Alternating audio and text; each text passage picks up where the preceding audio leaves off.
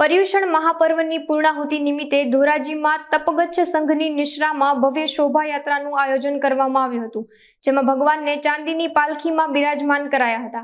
આ શોભાયાત્રા સોની બજાર ગામ દેરાસરથી શરૂ થઈને પીરખીની કુવા, ત્રણ દરવાજા, ગેલેક્સી ચોક થઈને સ્ટેશન રોડ પર પ્લોટ દેરાસર ખાતે પૂજા અર્ચના કરી ફરી ગામના દેરાસર ખાતે સંપન્ન થઈ હતી। ચારેય સંઘના શ્રાવક શ્રાવકીઓ ખૂબ જ મોટી સંખ્યામાં આ શોભાયાત્રામાં જોડાયા હતા। વેપારીઓ, રાજકીય આગેવાનો, સામાજિક સંસ્થાઓ દ્વારા ભગવાનના વધામણા કરી દર્શન કરાયા હતા। નવીનભાઈ વોરા, પૂર્વ પ્રમુખ લોકાગત જૈન સંઘ ધોરાજી। આજે અમારા જૈન સમાજ, વિશ્વનો આખો જૈન સમાજ પર્યુષણ પર્વના પૂર્ણાહુતિ નિમિત્તે તપસ્વીના પારણાનો અને ભગવાનના પારણાનો આ જે રથયાત્રા નીકળે છે એમાં બધા જોડાયા છે।